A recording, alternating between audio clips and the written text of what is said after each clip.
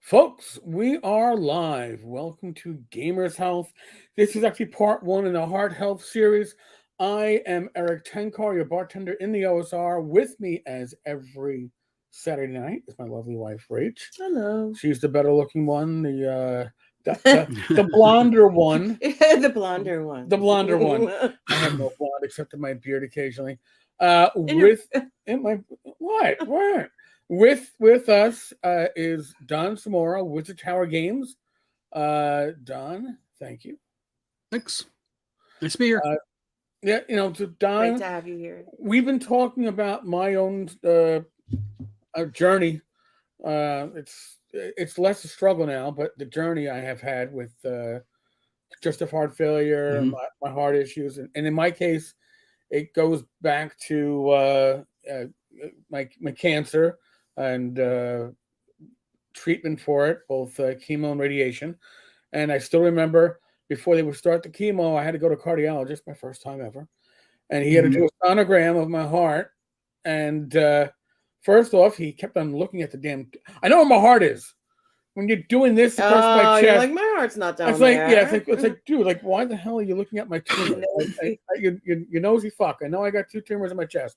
Why are you looking at them? But his actual comment to me afterwards was, "You have a healthier heart than you have any right to have." I Which can see your resistance around returning to any type of cardiologist. that's yeah, because that's kind of like Oh. saying you're a fat fuck, but hey, Wow. Hey, hey, look at you. Apparently, your heart's ready for some chemo and radiation. Look at that. And of course, life moved on from there. I've spoken about that. But Don, you've had your own health struggles in life, and it's share what you're comfortable with, and anyone out there with questions, put them up or comments. I'll put them up on the screen. We'll get to them. no, just I have an ongoing health issue I've had since 2017. It is a really rare condition. It's called sclerosing mesenteritis, and what that is it's an inflammation of your mesentery, which is kind of like the bag that all of your guts and everything Right. sit in. And it's caused me a lot of issues. I've had multiple surgeries, multiple hospital stays. In 2019, it almost killed me. Ooh. And yeah, I mean, really bad stuff. So, and then recently the stent. So, Right. but the stent was basically just because I had a blockage. And, that's basically where I'm at. And I'll tell you something. You talk about night and day before stent, day after stent. It's like empty gas tank, full gas tank with a tune up.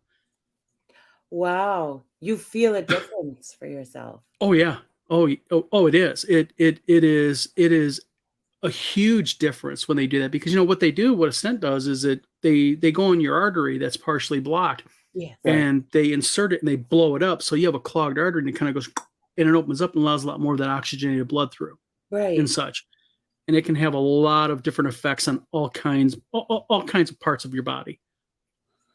Yeah, I mean, with me, Did you have the same thing? well, you have to Did remember. you feel very different? Well, you have to remember with me, Rachel, it was a bit different because You had so much. I had full blown congestive heart failure, so I had ballooned up to 292 pounds when I got admitted to the hospital. Mm-hmm. For folks that don't know this, the year of COVID 2020, I was hospitalized 3 times. First time for presumed COVID. Never had COVID at all during 2020, but I was hospitalized 3 times. I've been hospitalized 3 times as an adult, so it was all in one effing year. Yeah. But my second hospitalization, probably the most important to a large extent, was for congestive heart failure. And I went in weighing 292, and I left weighing 232, and about 3 weeks later, it was. I was retaining all this water weight, and what had happened, and you don't even. Oh, I knew I was retaining water weight at that point. It started with my legs, and then my legs started weeping. Okay, because the lymphatic fluid was blocking up. And I have friends that have that as a condition. So I kind of knew what it was, but it didn't make it any better in my mind.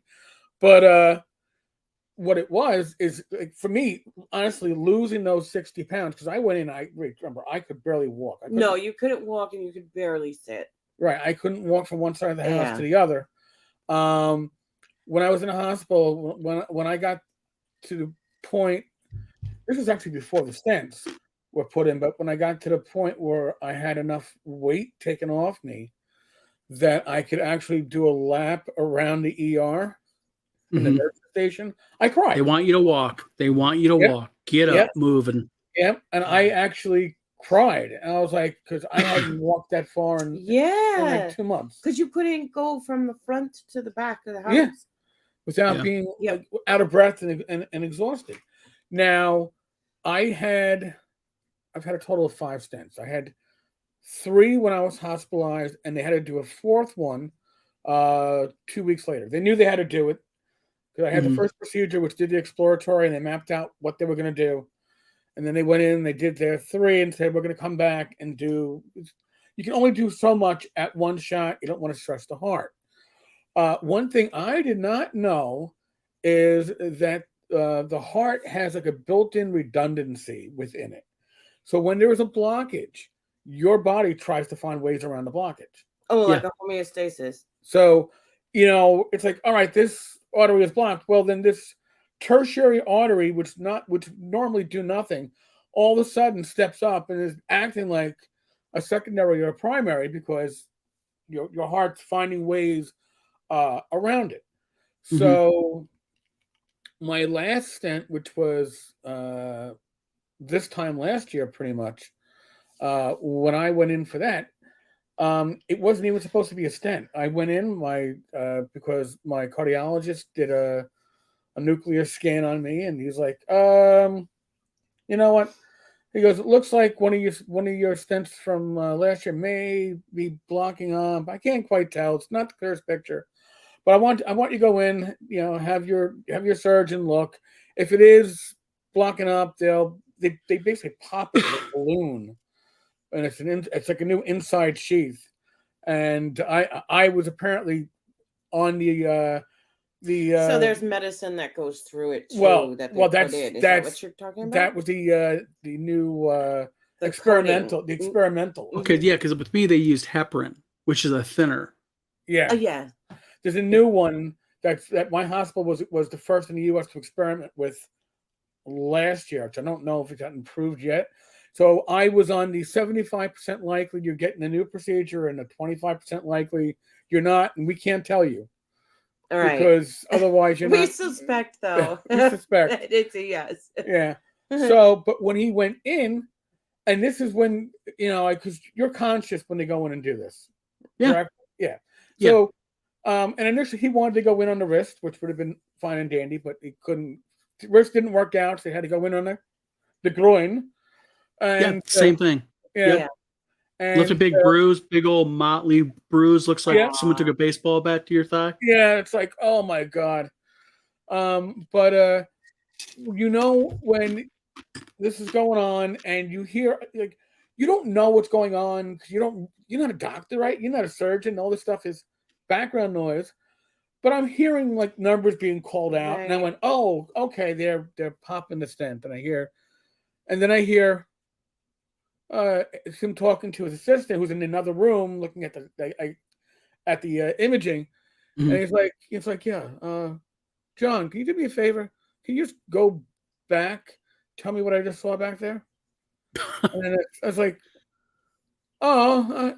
Then I hear like the prior number that was called out was like a 7. Now I hear like, yeah, get me a 16. I went, what the? It's a totally different language that you can. I'm surprised you could remember it because I tell you, they pump you so full of Xanax and Valium, and I mean, you could have a 400-pound hooker dancing on your chest, and you wouldn't care. At least I wouldn't have. No, that stuff has very little effect on me. Really? Yeah, really. When they give you the happy gas, I don't get happy. I'm just like, all right, I'm focused. I'm whatever going on. Yeah, I don't know. You're like morphine with me. They give me morphine. It doesn't kill pain. It makes me hyper awake. I mean, I am like fired up, all cylinders firing. Yeah. Yeah, I was focused, and I was like, all right, there's something going on that was not expected. I could figure that. I'm like going on with that. So then I hear them like going, okay, done, and like you hear the snap. It's a very soft sound when they actually do the stent. Yeah, you hear that like because it goes through the machine. You go, boom, yep, and you hear it like an earring gun or something. kind of, but not. Yeah. But it's like you want to go to yourself. Did I hear that? But yeah, you heard that. Oh my god! And listen, it's the same surgical team, person for person. They had the 2 prior procedures. Yes. So because they don't change their teams up, you get the whole team. They work. See, it's a good hospital. Yep. People stay there for years. It's not like, big turnover kind of thing. So you see them through the course of their whole life. My surgeon is the head of their research department for surgery and the vice of the actual surgery department. So he's up there. So I just got lucky. It's the luck of the draw.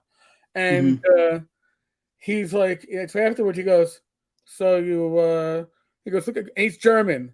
He goes, looks at me, he goes, it looks like something happened.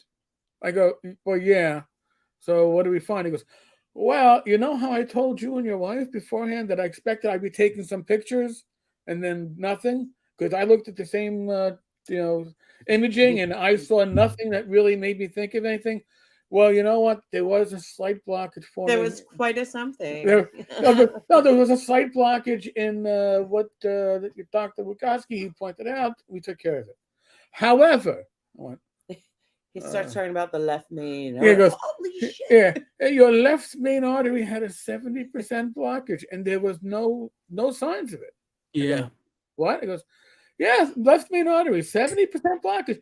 So if you hadn't come in for the blockage that we could have missed anyway and didn't really make much of a difference, we wouldn't have known about your left main artery. Mm-hmm. Oh.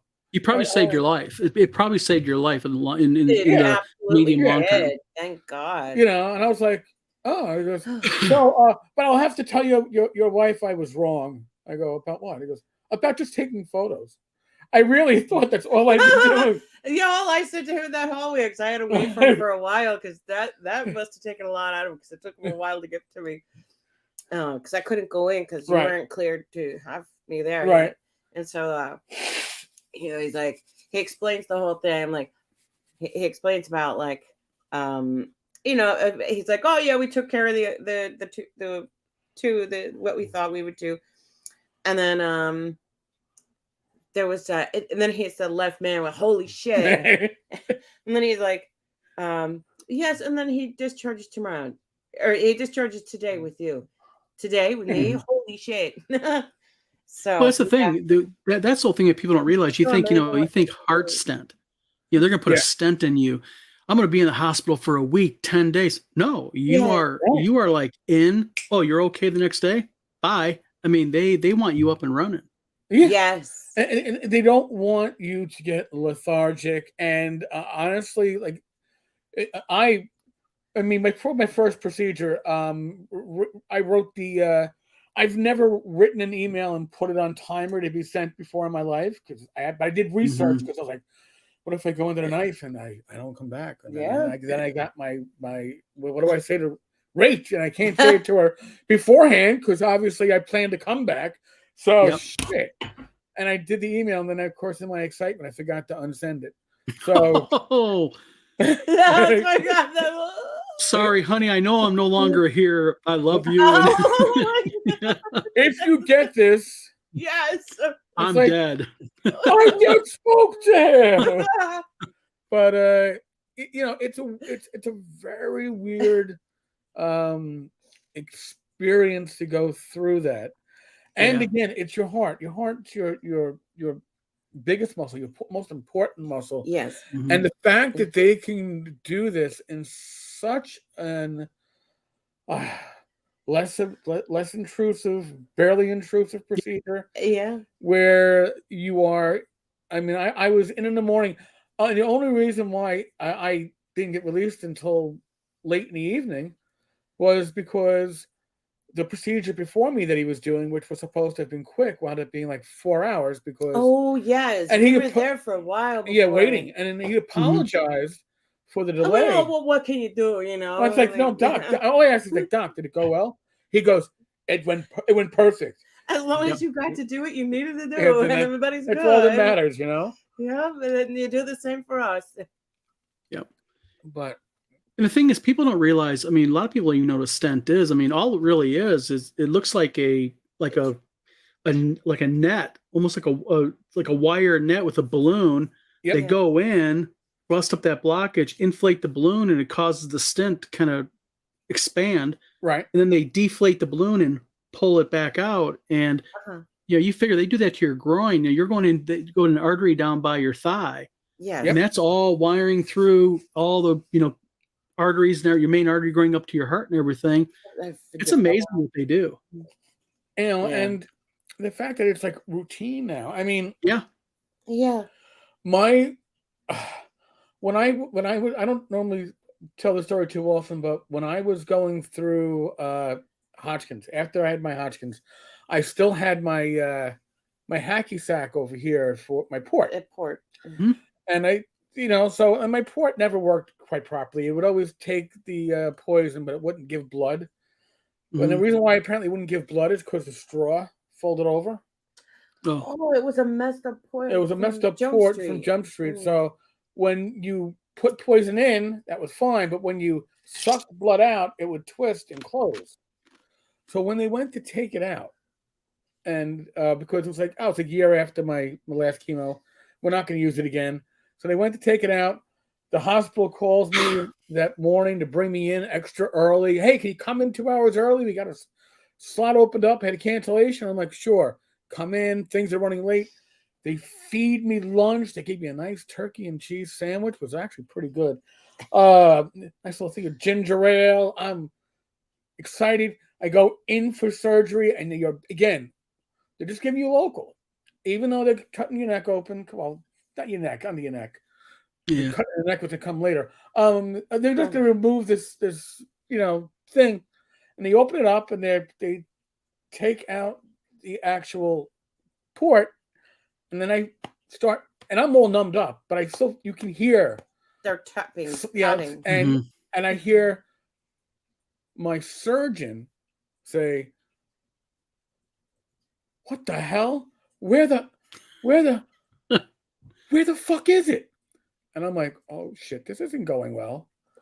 And then I actually felt a little pressure on my neck, and I hear his assistant going, I got it. It's in his neck. It's in his carotid." Nice. Never. You don't want to hear them talk about your carotid. I'm like, what? I'm like, what? In my carotid. Not good comment to hear. No. So what had happened is that the tubing had broken off as they were removing the hacky sack, and the tubing traveled into my carotid. Yep. So now it's being pinched into place. My surgeon's like, all right,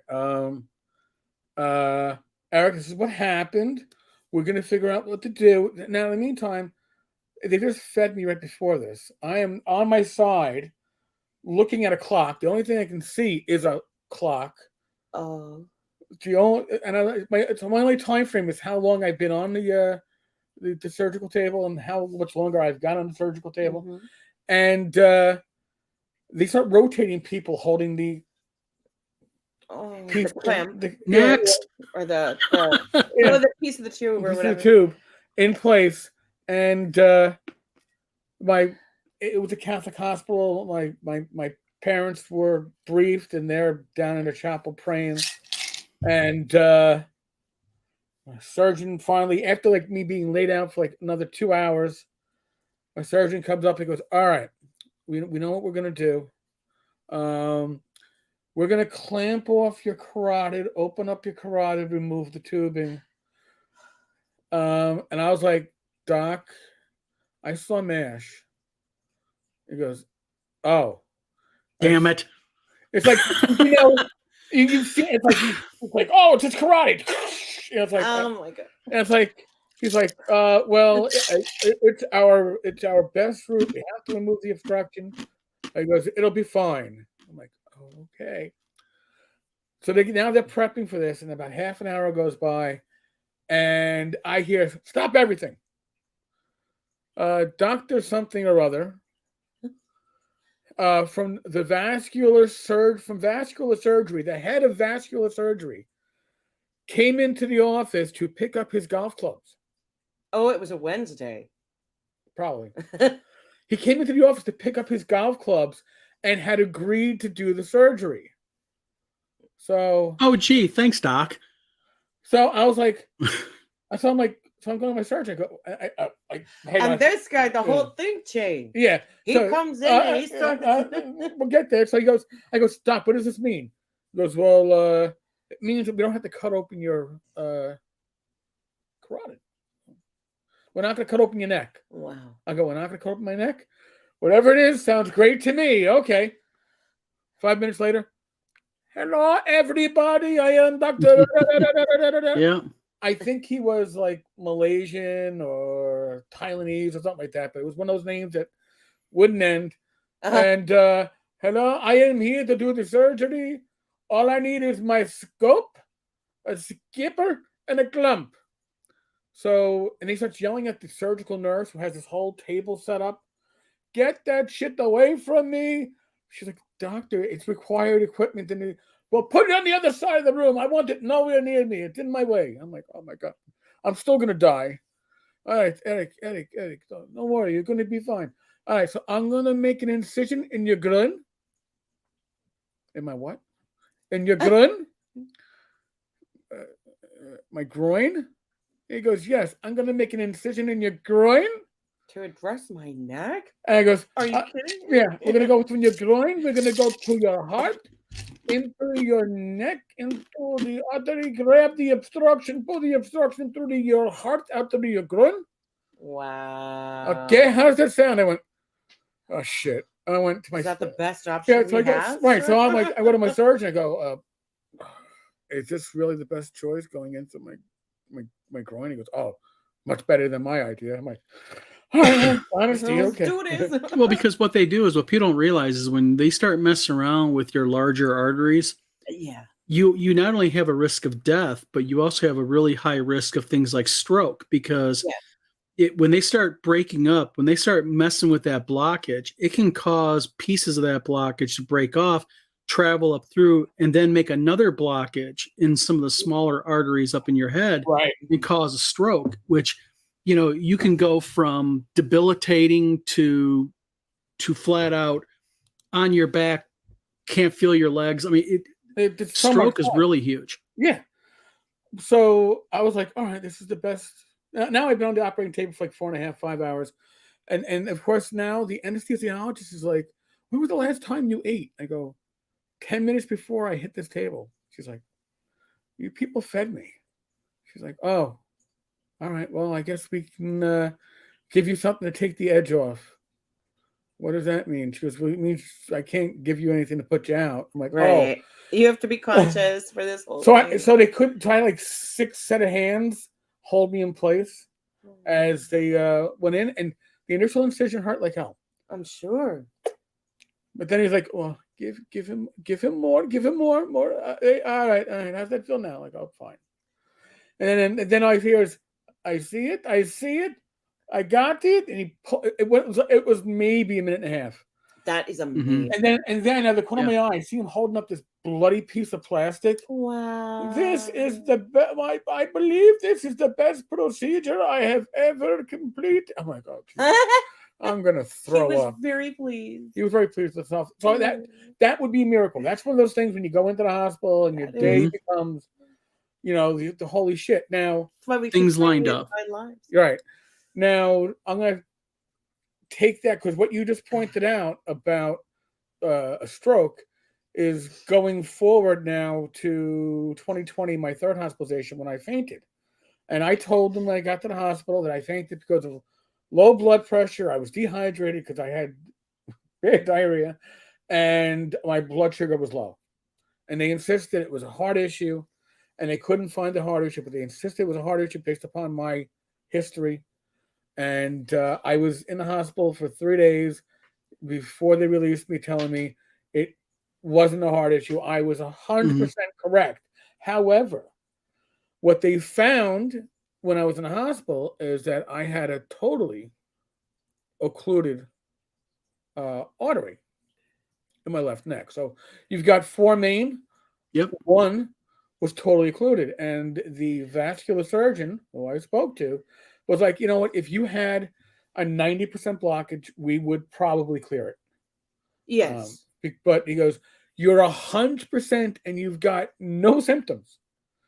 Because again, talking about your body, my body had so they compensated. felt they when it's risk 100%, they say no because higher risk.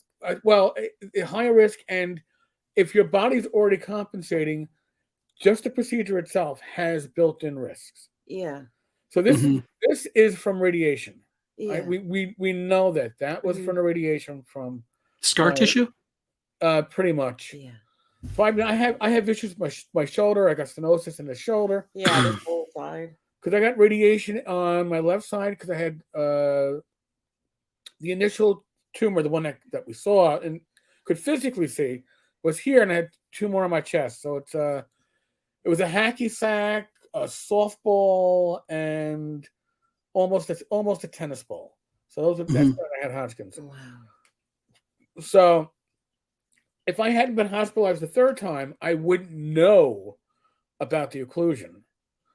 So knowing about the occlusion also means like my diet has to be low in cholesterol. I got to be very, I mean, if they want your cholesterol to be under 100, with me, they want me to be under 70 because I can't afford it, because this is occluded, and some of the secondary and tertiary ones that feed my brain are less than 100%. And, you don't want to, they're working, but you don't want to have issues with them. And the way you do that is mostly by diet. Yes. And diet is a hard thing to work around.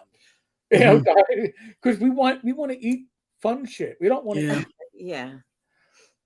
So I mean, that to me, when I came out of the hospital, Rach and my sister had cleared out my cupboard, and all the fun stuff to eat was gone, and anything with sodium was gone, and it was bland initially until I started to learn to find the alternatives. But I also had diabetes. I mean, and that's the thing, that's the whole key to it, is if you're going to modify your diet, is there are alternatives that you can get into.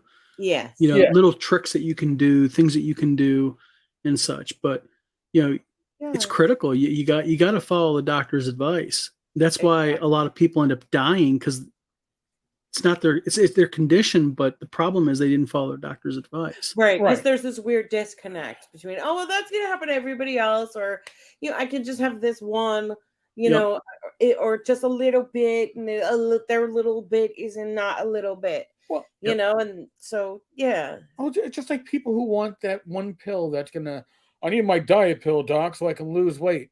Yeah. It's never one magic bullet to solve any of our medical problems. We medication have to do a lot of different work. Yeah. But you got to work along with the tools that they give you. I mean, if you're not putting some of the effort in, and I'm far from perfect, I will come out and say that, but I am healthier now with the conditions that I know than I was when I thought I was healthy with minimal conditions, because I've lost weight. You wouldn't know tonight that Rach and I have COVID right now. If you told me on Wednesday night, I was like sneezing and blowing my nose all over the place on bad mic was near me. Well, I was even fine on Saturday on here, I think. Yeah. And then later on in the night, it was just hit hard. Yeah. But see, that's the whole thing. The thing you brought up with COVID, that kind of follows through what we're just talking about, because why are you able to have a video right now and nobody can really tell except for Eric wiping his nose once or twice so far? Right. It's because you have followed the doctor's advice. You've gotten your vaccinations, you've gotten your boosters. I mean, and then also, exercising and, tending to diet and health, on the ongoing, that can also help lessen your risk for your COVID to become more Right. serious. Yeah, I So mean, we thank have God we we have have we been have following up. we have comorbidities. Yeah. When it came to getting the shot, I have two different cardiologists, my regular cardiologist and my heart failure specialist. And my regular cardiologist was pretty much anti-mask, and my other doc was very much pro-mask, but they Yeah. were both Mhm. very much pro-vaccine. So I was like, Yeah. fine. So I did it. Got my two Yeah. shots. Yeah. I got my first booster, and after my first booster, I also had COVID shortly thereafter for the first time. And then my doc's like, "Oh, all right. Well, he goes, you had COVID. Let's test you for the antigens." And then Mhm. after the test came back, I'm on the phone with him. He goes, "Well, let me put it to you this way: you could right now swim in COVID and not get COVID." Okay, so what does it mean with future boosters? He goes, "We're getting some mixed, talk about." And I had the Pfizer. He goes, especially with the Pfizer, when it comes to some heart issues with the boosters. But he goes, "But for you, I think you're done with boosters at this point." He goes, "Your body, Mhm. I'm also, as my other doctor told me early on, he goes, I was doing the one thing that he goes, the vast majority of his patients don't do." And I was like, "Well, what's that, doc?" He goes, "You're doing what's required. You're doing the steps." He goes, and I was being proactive. Don, you know me enough to know that I do like research and I look at it, Yes. Oh yeah. So I was like sitting in my doctor's office talking about Jardiance. Like, "Oh yeah, my endocrinologist put me on Jardiance." He goes, "Oh, that's good. You know what Jardiance does, right?" I'm like, "Oh, I read two studies, or at least the summaries of two studies, Mhm. showing that Jardiance was also being used for people with heart failure and congestive heart failure to lessen the chances of hospitalization or relapse." And he goes, "You actually read that stuff?" I go, "I read the recaps." Yeah. Yep. He Yeah. goes, I didn't want to pay for the whole thing, so I looked Yeah. at the abstract and I Yeah. kind of took But it see, from that's there. another thing. It's like my doc has me on this medication right here. What Uh-huh. this is normally this medication is given to people as an antipsychotic, but there's also a counter use that they're finding, and that is to help people sleep. And I have a real problem sleeping at night, Okay. just due to the pain I'm in and everything. So what they did is they gave me that, and they originally had me on a different one that was making me feel too hungover in the morning. So they Oh, gave me it's a medication, it's a psych med, but it has a counter use not attached to that they're finding out. So yes. and that's what it's all about is it's education. Because as soon as he said that, I'm on my phone reading it, looking it up, and when he walked out of the office, I'm looking at this, because I want to make sure that it doesn't affect my sclerosing mesenteritis. Right. So it's just the educating yourself. Don't trust the doctors implicitly. Always read it for yourself. Be educated. That's key. Yeah. Because there's have such limited time, there's often things that they can't tell you, or like that they think you're not going to be able to grasp. So you have to read and you have to ask your questions. Right. Yeah. Especially nowadays, because I mean, listen, go back a decade or 2 decades, you got all your medication from your local pharmacy. Now, if you've got maintenance meds, it's quite likely that your plan requires you to go to a mail order pharmacy. You get your other meds from your local pharmacy. Before, your pharmacist would know every medication that you were on, and he'd be like, "Oh, they want to put you on this." He goes, "I already called your doctor because these two will interact and not in a good way. There's an alternative I mentioned to your doctor." Yeah. Now, a lot of that's on you to catch. Yeah. Especially if you've got more than one specialist, you've got to know where these drug interactions are going. So, Mhm. I mean, and we're talking about your health. I'm talking about anything you learn about. Do your own research. Okay, don't take anything at face value just because well they said it on Fox News. They said it on MSNBC. Do your own research. The words are out there. Look. Well, also there's also something else that people need to understand, and that is, keep in mind with your doctor, they're human also, Yes. and they're trying to, in a 5-minute, 10-minute time in a room with you, Yeah. they're trying to get back up to speed on what could be, like with me, since 2017, years of data. Right. So, like you just mentioned the whole thing with making sure that the drug you're being prescribed is not going to interact with the drug that you're already on. Right. So yeah, again, it's education. Don't be afraid. Like with me, my doctor doesn't get 10 minutes in a room with me. He's in there for a half hour. I make sure because I ask questions. I'm not afraid. Yeah. That's pretty much how especially at the beginning of all this, I was asking my doctors questions like, and what should I be doing? What do I need to be doing beyond? Listen, you get out of the hospital, they give you your your paperwork, and here's your recap, and here's your instructions for the next week, whatever. Yes, I'll read that, but Doc, you tell me where I should be looking. So when I was like, all right, so I need to be exercising. I need what supplements should I be looking into? Now, most doctors, if you talk to them about supplements, most of them don't know anything about natural supplements. Yeah. And the reason is, and it's not necessarily an evil reason, but it's a realistic reason. There's no pharmacy coming in to pitch Right. a lot of these Yep. supplements. There's no lunches. So it also matters with MD versus DO too. Doctor of osteopathic Yes. medicine and Yes. medical doctor, they have two totally different ideas on how to practice their medicine to patients. Yes. So, like with my cardiologist, when I mentioned CoQ10, he's like, "Oh, that's excellent. That'll help you with your cholesterol and strengthen your heart." Yes. Mm-hmm. And then I mentioned Burbazine to my endocrinologist, and he's like, "What? What is that?" I go, "Well, it's like a natural equivalent to metformin, and metformin, of course, tore me to pieces." He goes, "You could try it." I'm like, "All right." Right. They're like, I can't vouch for it, but you can try it. He's like, I don't think it will hurt you, Yeah, I don't think. Thanks, Doc. Yeah.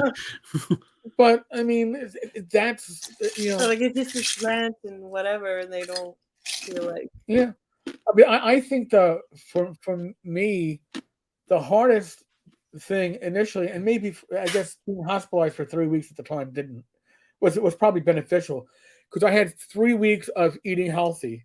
Yeah. And I had a hospital. That was great to be able to establish like a floor for you. Yes. To get used to how to eat. Right. And then that came home with you, and it helped me too. Yeah, because I was lucky at St. Francis Heart out Long Island. You actually had. I mean, I joked by the time I was leaving, it's like, yeah, I might like at like a 3-4 store resort right now, because I would get breakfast. I'd have to call in my choice for. It wasn't like, here's your breakfast. Yeah, I'll take the scrambled eggs with. Well, you got bacon. to pick. I got to pick, and then you knew as you were making. If you made bad decisions earlier, not bad, because none of it was bad, but if you exceeded a certain portion of your allotment dietetically that day, they would tell you, "I'm sorry, sir. Yeah. You've maxed your allotment for the day. Yeah. Can you please choose something else?" They'll tell me that. They would give you an option. And then I would get the nutritionist at the end of the first week. He called my room. Very nice guy. He's like, "So, Eric, can I talk to you for a moment?" And I go, "Yeah." He goes, "You keep on getting diet soda. Why?" I go, "Because I'm a diabetic." He goes, "Yeah, that shit ain't good for you." He goes, why don't you get tea and ask for some ice?" I go, "Well, what about tea?" He goes, "Tea with ice. I'll put a slice of lemon in." He goes, "You'll adjust to it." He goes, I go, "Do we have any natural sweeteners?" He goes, "No, they only put Splenda apparently had the contract, for the sweetener." He didn't say that, but I could kind of read it. He was trying to steer everybody towards it. Yeah. Trust me, if a hospital carries exclusively one thing, they have a contract with the distributor maker. Yeah. But also, you mentioned tea. This is something that a lot of people don't know about, is brewed iced tea can give you kidney stones if you drink a lot of it. Wait, brewed from the tea bag itself, not powder. Still the same The brewed tea, the actual brewed tea, not like the Lipton instant. Talking Uh-huh. about brewed iced tea. Yeah, you gotta be careful. I drink it. I mean, my wife Tina buys these bottles of Lipton brewed, Right. non-sweetened. I'll go through a bottle every 2 days, one of those gigantic big bottles of it, because I drink a lot of tea. Yeah, But I love tea. yep, but some of the medication they have me on actually Okay. counter the effects of it. So, but yeah, people don't know it, and they drink a ton of iced tea. Yeah, it can give you kidney stones. Well, Yeah, I mean, I mostly drink water now, and then I'll have a soda if Right. we get. My daughter Alyssa's on my ass all the time. Drink more water, Dad. Yeah. Dad, my daughter Sarah's the same way, but I'm like, no, I drink tea. If I'm gonna drink something like that, I'm gonna drink iced tea. right. Like so, look, Rach will We normally make our hot tea at night or right in the morning. and our hot tea is often now herbal. Yep. Yeah, one is Essentia, which is like a green tea, a Japanese green tea, and then Mhm. the other one is like the other one is like a diabetes tea, like it's Yeah. to control blood sugar, and so it has it's Mhm. basically fenugreek and other herbs, and then And I got some stevia in it, I think too, for But sweetening. but the mine thing have about stevia leaves. but the nice thing about tea is, and there's another thing that people who want to like cut down on their eating at night, especially Yeah, if you get iced tea or any drink with ice yeah. and you chew the ice, you can actually trick your mind into thinking that you're eating something. And you can Oh. actually you can actually use ice to curb your own cravings. Like if you have a craving for like pizza or something, like you Right. should not be eating at 10, 11 o'clock at night, Yeah. chew ice while you're drinking your whatever you drink. Right. And it can trick your mind because you're consuming something. Interesting. Yeah, I didn't know that either. And I was like, wow. Because Now- I lost like 148 pounds. Really? Yeah. I used to be like 355 pounds back in 2013. Yeah. God bless. Yep. Was I mean, it I'm the a medical crisis chunky that guy made right you now. decide to What's that? decrease? Was it medical issues that made you decide to decrease?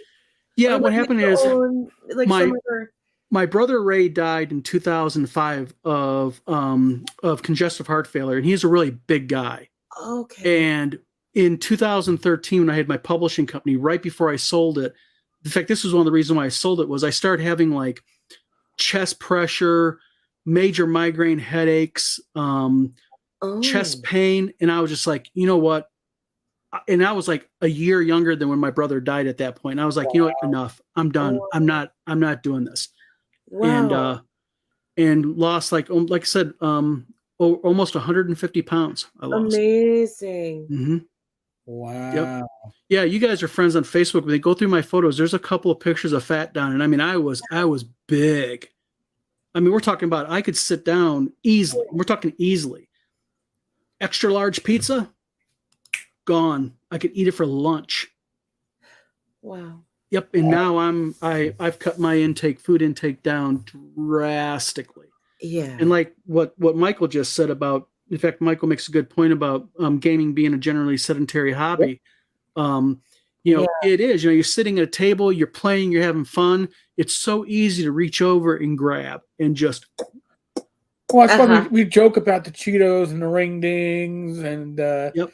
and what Gatorade and Mountain Dew, but it's what we used to. And it's one thing when you're younger. When you're in your 20s, in your teens, you can eat shit that you can't eat in your 40s and 50s. I'm 55. I'm 55, and my metabolism is far different than when I was 25. Oh yeah. But you got to acknowledge it, and you got to. It's just another problem people have. They don't accept that. They don't want to accept it. You got to accept it in order to make the change. Well, here's the thing that I've noticed. Like my appetite, especially after the congestive heart failure and changing my eating habits, I was eating less. But once I started taking Mounjaro, which is one of those once weekly injectables, kind of like Ozempic, I find that, and Rach sees this, especially if we get like fast food, I'll be halfway through my meal and I'll put it aside and it sits for an hour and a half, 2 hours before I can go back and finish it. Because I can't eat those. I'll still order what I could order a year ago. Right. He orders what he remembers, or like what he My mind with his appetite from a year ago, but it'll take longer to go in. I just can't do it anymore. And it's a Yeah. good thing. Yeah. I'm not saying it's a bad thing. I'm saying it's a good thing, but it requires you to accept too that in reality, like, once I got out of the hospital, that again, that second hospitalization after the congestive heart failure, where I felt human again after not feeling human for a couple of months, I was not overly hungry. I was able to eat, healthy meals because the hospital forced you to eat healthy. They were good, they were tasty, and I was able to change stuff up every day And eat regularly. But I was scheduled. Yep. Yeah. And so, what were some of the things? Because when you were talking before about when you first got your stent placed, you noticed a difference like night and day. What, in hindsight, did you what were some of the symptoms that got alleviated when you started to have like proper flow again? Being short of breath, being able to get up and not be winded when you get up. Okay. Things like bending down, like if you bend down to pick up something and stand up straight, Yes. I didn't get as dizzy after it was done. Okay. So things like beforehand, it was anytime I would bend down, you get dizzy, you get lightheaded, a little bit wobbly, chest pressure, things like weird things like sitting still, and you can actually hear, you can hear it because your blood pressure, my blood pressure was scary high, scary high, because your body's trying to compensate. Right. Is what it is. So that's really cool. Yeah. Just a lot of things. Things with your vision, of all things, just kind of getting a little bit more less out of focus. Yeah. Really weird things that you don't even kind of correlate with anything to do with blood pressure or anything like that. I mean, they have me on a blood pressure medication finally, but they have me on my blood pressure meds because along with that, I had a major issue with blood pressure, and that is, I mean, we're talking about blood pressures 240 over 160. Like hospitalized blood pressure. Oh, we're talking about when I'm in the ER, my wife takes pictures of and posts it on social media because, I mean, it's like red alarms going off because my blood pressure gets so high. And, but, having the procedure done with proper blood flow now, with the proper, your pressures go down, and with that, you don't get the chest pain, you don't get the out of breath, the windedness, being lethargic, just not. Well, it's the weirdest thing in the world to try to explain to people that don't have it, and that is because you hear people, get up off your ass, get up and get moving, come on, you can do it. When you're in the throes of it, people don't realize you can't. How impossible it is. It literally is impossible. You wake up in the morning, and even though you may have got 8 or 10 hours sleep, right, you just can't get out of bed. I mean, and you're laying there and you're going, you got to get your ass up. You got to get up, Don. But you just, it's weird. It's hard to quantify it by talking about it. It's just, unless you experience it. Yeah. No, definitely. I mean, that's. Yeah, I can relate to when he says about being able to hear your body. Yeah. Especially like with the heart. Like I would always say, because I have hypertension too, and so like in situations like if I've had on a couple of occasions now, I'll have like I'll drink more than usual, and then I notice like I can hear my heart beating in my ears. Yep. Or that's what it is. You hear it. Do the stress test, like, and they administer the medicine for the stress test, you know, it's so uncomfortable because like your heart's really going fast and you're like, I can hear my heart beat in my ear. My heart is beating in my ear. You got to bring that down, get it out of here and make this stop, you know? And it's like a frightening feeling. But then like there's other times where, you know, like in yoga, you have a practice called pratyahara, and that means like turning your focus inward. And there are certain body sounds that your body makes that can be soothing, that can be healthy.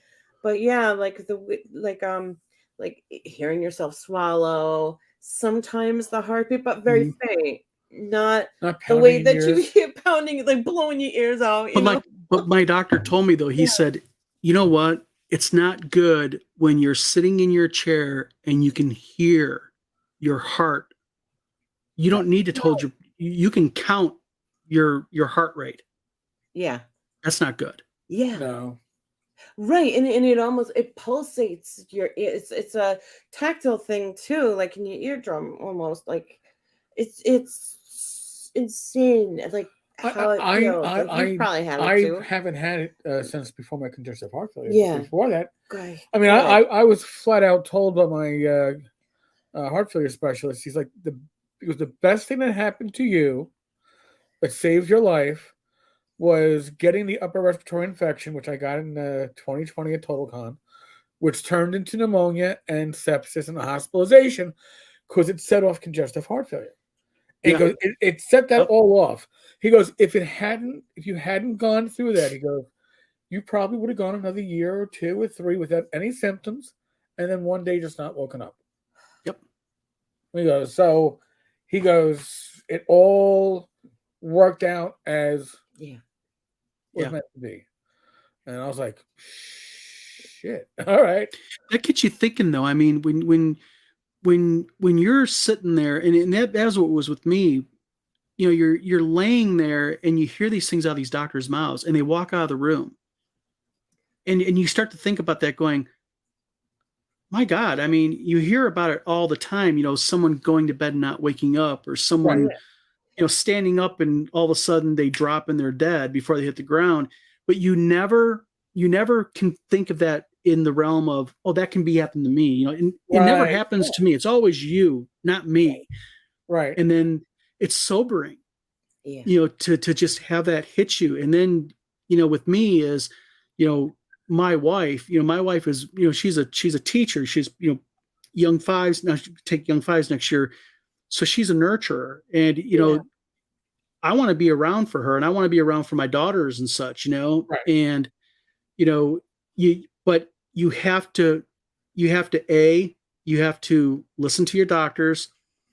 And I think a little bit more importantly than listening to your doctors, you have to accept that you're not infallible, that is me. That's happening to me. I have to accept that. And it's going to require me to do things that normally I would not really want to do, you know, diet changes or, you know, changes in, you know, how you operate or work, you know, or whatnot. But you gotta have a reality check. And I'd rather have a reality check, you know, like that than end up having a reality check that involves me being, you know, in a coffin, you know, I mean, because then it's too late. All right, Kitty, please don't change any settings as you are on a keyboard. Okay, they get the tail. There's the tail. You're a sweetheart. I mean, I spent 20 years in law enforcement, and you got to get off the keyboard at that point. And I spent 20 years in law enforcement, and part of those 20 years is that I'm trying to figure out how to clear that screen up. Oh, there we go. Is that you have to believe in your own immortality or your own invulnerability. Yeah. You're going to reach into, you're going to tell somebody, hey, there's nothing in your pockets. Poke me, stick me, cut me, right? No, officer. And you reach in and you got a needle stuck into your finger. You have to go through those years figuring, well, I'll be okay. And because there's nothing I could have done to have prevented that from happening. Here's the issue. When you spend 20 years thinking like that, you have to change your thinking when life-changing events happen. Because if you don't, you're not going to be around for any other life-changing events. Yeah. Okay, because you don't get many shots at them. When this stuff comes up, you react and you adjust, or if you don't, most likely you're going to fall to the wayside. And I hate to be like that. Mm. It's a different idea. I mean, having congestive heart failure, having the year of 2020 humiliated me. It humbled me. Humbled you. Humbled me. I mean, Not humiliated. humiliate. Humbled me. It humbled me so much because it was like, oh my God. And it humbled me too to hear, my surgeon saying, well, you know what? He goes, the first time I met him, he goes, so he goes, you do realize that, and I suspected, but I wasn't sure. He goes, you do realize that the day you came to the hospital was 8 hours after we opened up our COVID-free wing. I go, really? He goes, yeah. I go, well, I was supposed to be see my doctor for the first time 2 days before, but I was too sick to get out of the house. We had a punt. He goes, well, if you'd come in 2 days earlier, you would have been with, COVID. Yeah. He goes, you could have come 2 months ago or now, and then the end results would be the same. This is after my first 3 cents as it is now. Yeah. He goes, but when you came in now for this, he goes, you came in a position where we could have you without being exposed to COVID. Yeah. And he was honest. Mhm. If you were exposed to COVID in the shape you were in, Right. he goes, we would not have been good. So I look at if I was a cat, I've probably burned off about half my lives. They get 9. I probably burned off about 5, including 9/11 and cancer. Yeah, we have to conserve them now, hon. Got to conserve those lives. But you take the hand. I'm always of the point. What are the cards I'm being dealt? What's the hand I have? All right. Well, I'm going to play this hand to the best of my ability. I'm not going to look at this hand and go, "Oh, it's a shitty hand." You're not going to get any other cards. These are the cards that you have. Right. How do you make the most of them? What do I do to put the odds in my favor? How do I swing these odds? Doing what your doctor tells you, you do it in what I would do if I was in your situation. He goes, and I've got med school, advanced training, specialist training. He goes, you just have my word and the insight to do your own research and to look into things. He goes, if all my patients were like that, I wouldn't be losing patients. So you want to put those odds in your favor, but only you can do that. And I think there's medication can help, but it's not going to solve all. Family and friends are immeasurably helpful and the support, but they're not going to get you past that finish line. They're not going to get you up and running. They're not going to get you moving. But that's the whole thing. I believe, just my opinion here, but when you go into a doctor and you start talking with a doctor about things like this, you have to be willing to hear unpleasant things that normally people don't want to hear. Terms like obese. Oh, right. Yeah. It's so apologetic. Yeah. And the thing is, you have to be able to not be offended by those things, because they're not doing it to be mean. They're doing it because they legitimately care about you, but you have to accept that about yourself. Yes. Right. And that's the problem with people. Like, my grandmother had kidney failure, a whole bunch of medical issues. And I remember hearing her go, well, I'm going to die. I'm fat. I'm naturally fat. I'm going to die anyway. So why should I diet? And it's such an easy thing to get yourself into, going, well, so what? I'm 55 years old. It ain't going to kill me if I have, whatever. No, it's not. That's not going to kill you, but it's going to help down the line kill you. So you have to have the ability to accept what the doctor's saying, as unpleasant as it is. Yeah. And you have to have that personal drive.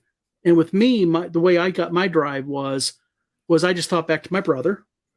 Right. And I thought, and I looked at my wife and my daughters and went, I don't want my wife to be a widower. I want to, me and my wife joke all the time, I'm going to be in a wheelchair, with my cane knocking on her leg, one day. I want to be able to do that one day, I don't want to have her, when she's 55, say, I lost my husband years ago. I don't want that to happen. Yeah. So it's about self-care, but also you have to be able to care about the people around you who are important to you. Right. I mean, they can be a motivation, honestly. Yeah, A lot they of times can. it's hard to motivate yourself to be healthy for you. Believe me, I've been there, and I've been on diets that lasted and then didn't last because once you hit the number, you're like, oh, well, I don't need to keep motivated because I'm. But once you are suddenly in a position where it's like, all right, well, if I want to maintain what I have so I can remain with Rach for as long as the man above gives me opportunity to, what do I have to do to give myself the best odds for the longest life? Now, I mean, if I was single, would I be as motivated? I don't know. I probably not. I'll be honest with you. Probably not. Not because I would like myself any less, but because for me, Rach adds so much value to my life and what I am that I want to be there and be there for it. So that's your motivation. And by the way, it's a lot easier to cheat on yourself and go, oh, what's a few bad meals here or there? Yeah. Well, it's just you have to pay the price. But when you do that, and it's like, oh, wait a second, I could be fucking Rachel over by doing this because maybe, I mean, if I die, I won't care because I won't be here. Oh shit! If I die, wow, Rachel's fucked. I mean, because so it changes that motivation. Yeah, it really, really does. I mean, and it's something that where you go, I need. What do I need to do? What do I need to do to maintain this? Are you going to leave my desk at any time, young lady? No, she wants to be right here. She's a cat. She's not going to do a damn thing unless she wants to do it. Exactly. Yeah, I know. I know. She's like, just don't forget about me and my treat. Oh God, yeah. After the show, right? She's like, it's time. Give me my treats. Treats. Yeah, she's clinging to so that she doesn't miss out. So now, Donna, did you have to make any dietary changes after your stint, or not many? Not many. Because my diet already, I'm really big on lean meat, chicken. Yeah. I eat a lot of fresh vegetables, that type of thing. I'm not a big sweet eater. Okay. We don't do any fast food. I haven't been to McDonald's since 2000, I think it was 12. Wow. Okay. Yeah. Don't eat it. Just don't eat it. So diet wise, I'm pretty spot on. Yeah, let me back up. There is probably another change, and that is I really should get off my big butt and exercise more. Okay. Which my just by nature of what I do, game design, graphic design, that type of thing, coding, I'm always sitting down, unless I'm printing something in my shop or I'm in my shop working, then my movements are pretty minimal though. I mean, I need to actually exercise, get out and walk and do. I mean, my wife's in the other room laughing, probably going, then do it. Yeah. Or the standing desk kind of balance board, like you could do the work and, Yep. Well, I mean, one of the best things that we actually did, and this was last Black Friday, was get a treadmill. Yeah. We had talked about it. I thought about those. And treadmill is nice. You can put your iPad on it. I'm watching like Adventure Time when I get on it because Adventure Time is not a show that Rachel will enjoy watching. I don't think it's bizarre. You have a trouble following it, but I enjoy it. So as one doc said, if you're going to do something like a treadmill or an exercise bike, he goes, find something that you enjoy that is reward to you. He goes that your significant other doesn't like. So it's a solo activity. So he had some TV show that he was binging. It's like 9 years of it. He goes, I got 9 seasons to go through, and I goes, I get my, it's like 46 minutes because it's an hour long, minus the commercials, and he goes, and I get my my time in my treadmill. I know I get something steady every time I do that. Mhm. It goes, and I don't piss off my wife because it's not something that she'd ever want to watch. So she's like, "Oh, good, take your time and do that." Rach does her TRX, Yeah. which Oh, is okay. And I do it all with like my music going and yeah. So and then because you want music that's gonna like bring your spirit somewhere, like even if it's not like you know, like you want it to be like a certain tempo to help you move, and get the heart rate up on the treadmill, and then like just for entertainment as you're counting your reps on the Okay. TRX. Just with that, try and be sure to not feel like you have to go with the tempo and that you get a proper repetition when you do the TRX so that you're having your muscle go through the whole motion and not just moving to the beat. And like today we walked the dog today at the Yeah. park, and park was a good place to be because people are spaced out. Because it's like we're at the tail end of COVID. We're at the point where you can go out and if put your mask on in enclosed places and keep your distance, but at least you're able to go out and get outside. But and people don't even mention this, but exercise. I mean, the first couple of days of COVID, I didn't. Normally, I do like a brief exercise before going to sleep. I do a lot of stretches and all that stuff about an hour before I go to bed. Right. Loosens up my muscles, my tight shoulders, and all that stuff. And it helps me sleep better. Gets me a stand or two on my Apple Watch, but it also gets me 6 to 8 minutes of exercise in. So when it's time for me to go to sleep, my body is already in that like wind down mode, which kind of helps. And it's not intense exercises. But it's a lot of deep stretching and movements. But exercise is good for you mentally, emotionally. It helps refresh. Right. There's different things for different goals. Because it helps get that oxygen to your brain, and people don't realize you start increasing your oxygen to your brain, and also exercising also releases like different hormones and chemicals into your body that get you feeling better when you start doing it on a regular basis and all that. Yes, exactly. And then also like when you get your heart rate to go up, your heart is getting that workout, and our watches track like your cardiovascular health, and it gives like a certain number, and being able to see change and stuff is pretty cool, like that. Like your heart health goes up because it can process more oxygen as you keep as you keep using the muscle and stressing it, and then relaxing, and then also like things like restorative yoga, even though it just looks like, oh, we're just laying about on pillows. It's not just that. It's you're activating the parasympathetic nervous system to help you begin to relax. I like doing some of those things before bed. Like you'll see me with my legs up the wall, Eric. That's what that is. Okay. I don't ask. I just go. He's just like, oh, she's doing that again. Rachel's acting crazy again. I don't know what she's doing, but what the hell? I heard that. Yeah. She's like, keep your hand away from the mouse. Oh, she's guarding the mouse. Okay. She's guarding the mouse. Look at this. It's her mouse. Hey, is there another mouse that we could just put here and like distract her so you can? No. Here's a cup. Yeah, unhappy kitty.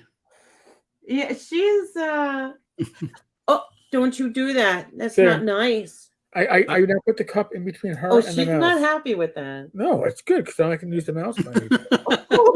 I'm not stupid. There's a reason why I'm the cat daddy and you're the cat. Oh, she's pissed now. She's good enough. Okay. I'm scared because she's over next to me. No, she's fine. Oh, She got me. I'm like, I'm moving away. Mommy She's- doesn't do that. she just went. Mommy does not do that. She didn't scratch you. She just tapped you. Yeah. She disciplined you. She said, Your husband is bad. He took my mouse away. Oh God, Don. Like I said to you earlier before we were on air, I feel like I've known you half my life. I really do. Yeah. It's been what, about 18 months, 2 years now? Yeah, about Is that. that- Yeah. Yeah. But I honestly, you, Tom, we've really come together. It really feels good, and it really, as an adult, that's something like we don't talk about too often. As an adult, you don't make too many Yeah. connections. Yeah. You might make, work connections, business connections, but Mhm. you don't make connections with people. And I think that's important to do. But again, as adults, we tend to be much more finicky than we were as kids. Yeah. So I've seen that. Now, kids, my niece Shannon was talking about wanting to be able to chat during our live stream. I haven't seen her pop up in the live stream, okay. which means either she is still out gallivanting or YouTube is restricting her because she's not 13 yet. Oh, I think see. that's it right there. They can't do live. She streams? has to kind of like finesse her birth date Yeah, sometimes yeah. on those to get in. Yeah. Yeah. I don't think she can participate in lives under 13. Okay. Yeah, so I got a feeling that's what it is. Yeah. Huh. I didn't know that. Yeah. Well, I mean, I suppose it's pretty good. Now she's playing with our lighting. She is being a nudge. Well done. I think we hit like an hour and 15. That was actually very good. Yeah. Yeah. And I'm like I said, very glad that you were the first in our Heart Special series. appreciate it. Because listen, you're the one that had the most recent heart scare, and that's really what it is. Yeah. It's a heart scare. And it's not something that I'm like, yeah, we bonded. No, I mean, Yeah. you don't want. And here's the thing, and I'll be honest with you. If you look on, if you're a gamer, especially an OSR gamer, and you look through your feed of fellow gamers, you're going to find a lot of people with heart issues, congestive heart failure, type 1 and type 2 diabetics. They'll talk about their issues. And for those that don't know, if you're a diabetic, heart issues come along with that, pretty much like Reese's peanut butter cups, chocolate, and peanut butter. Yeah. They're really so They go hand in hand. Yeah. So that is really a huge thing. So we'll probably have a Bad Mike on at some point. Tammy, because Tammy will be able to give us the view of that of a spouse who's gone through Yes. lost. Yeah. So this series should be really interesting. Hell of a lady too. She's a hell of a nice lady. Yes. Yes. So we'll get a lot of different pieces of Of a puzzle. the puzzle and understand many different perspectives and experiences of heart issues. Yep. And thank you so much for telling us about some of the symptoms that you were experiencing. And yeah, no problem. My pleasure. I mean, it all helps. Every little bit helps. Yeah. Oh, so Michael has what would you advise for people should do to help with heart health aside from healthier eating, which includes exercise, and it doesn't have to be. We're not talking strength training, okay? We're talking cardiovascular. We're not talking going out there and doing a marathon. You can walk, walking. But there's something that you can do that people don't think about. And that is, even if you feel fine, even if you're sitting there and everything is just copacetic with yourself, have a checkup. And when you're in our age bracket, and I'm gonna go a little bit lower than what I am now, but like when you start getting in your mid 40s on up, it's good to go to a doctor and say, hey, listen, doc, I want to have my heart checked out. I want to have a checkup. The preventive maintenance. And people don't think about that. People are like, well, I'm not having any problems right now. Right. Well, you don't feel the blockage until it's too late. Right, because it's so sneaky the way that it happens. Like, Right. it didn't happen just like that. It took Yeah. years to accumulate, and then it's like then it gets to a point where it's like, you are uncomfortable, you don't know why, Yeah. or if you don't feel anything too, like, Yeah. it's just so sneakish. And the thing is, don't fear the doctor visit. Too many people, well, I don't want to go. Why? Because I Yeah. might not like what they tell me. That's the whole point. You want to maybe get the bad news now before it's an issue, so you can begin to treat that, so it does not become a major issue. And Yeah.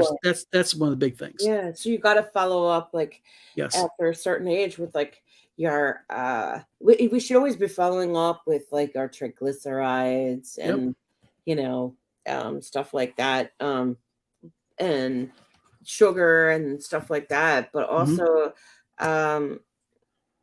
with your stress tests and things like that. Yeah, I mean, I'll be honest with you.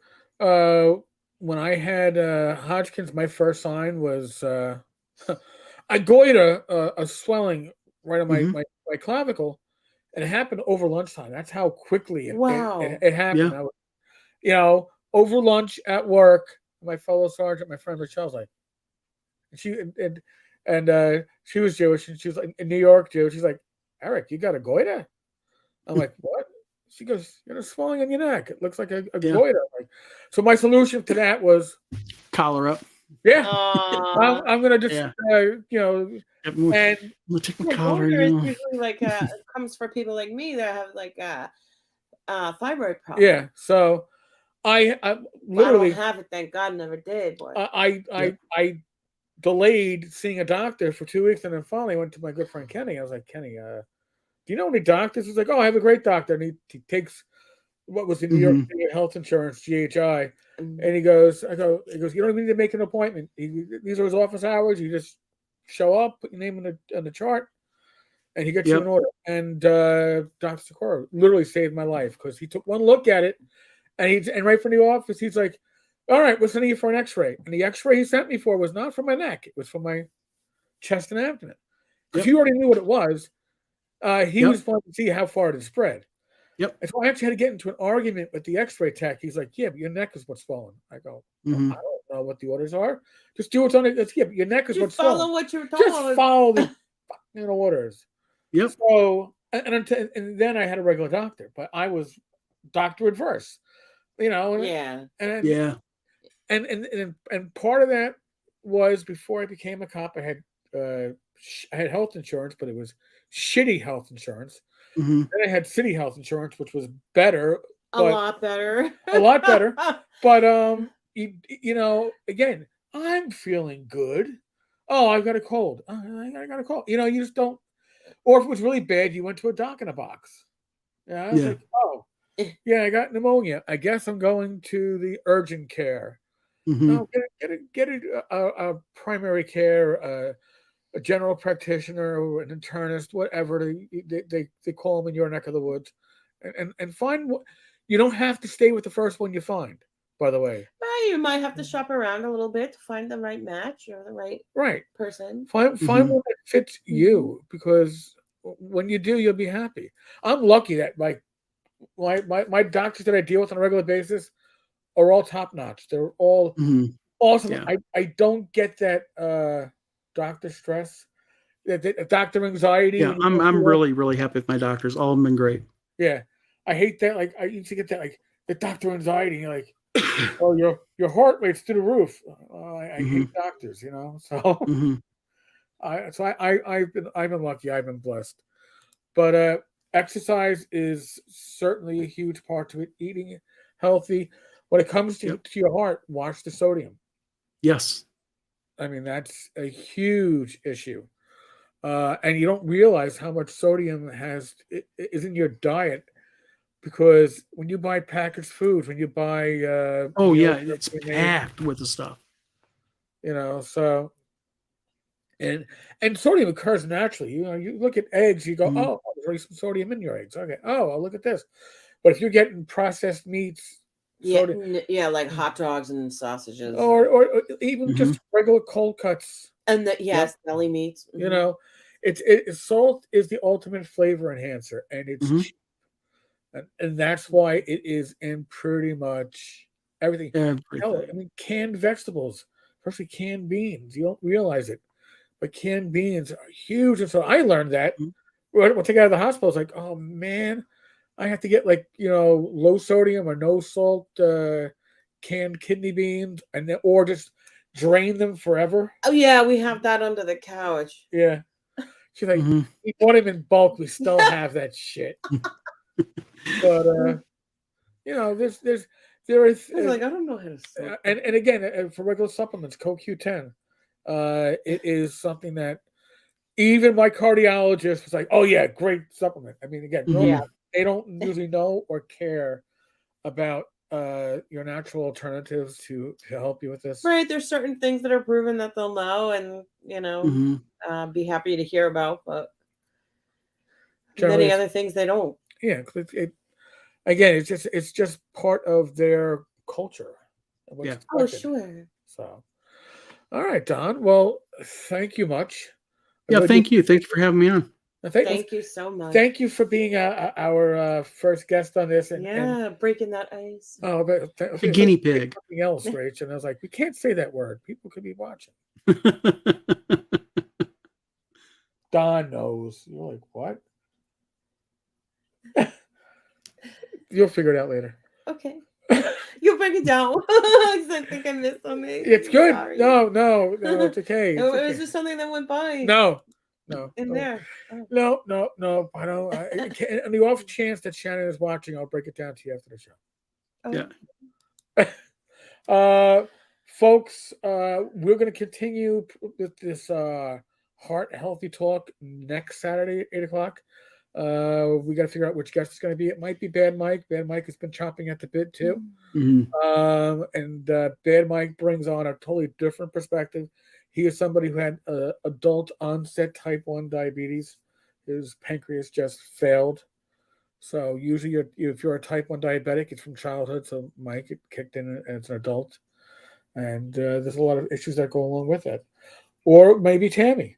Tammy has been widowed twice Wow. Mhm.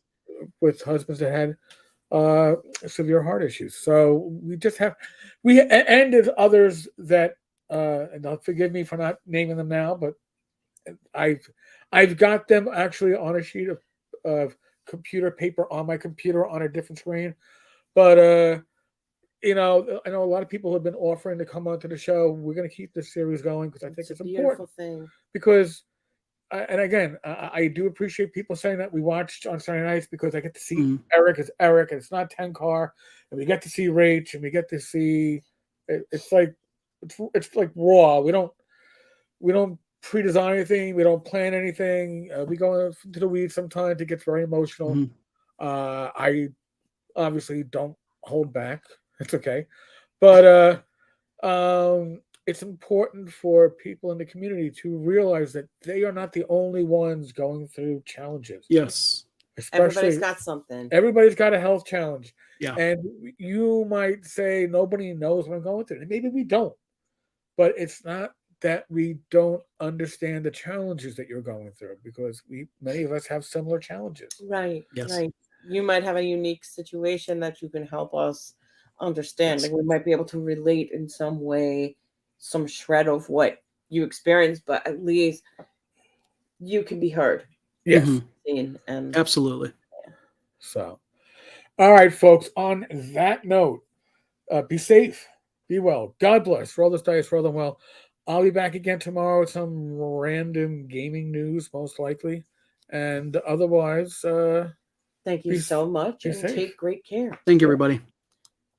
Thank you, folks.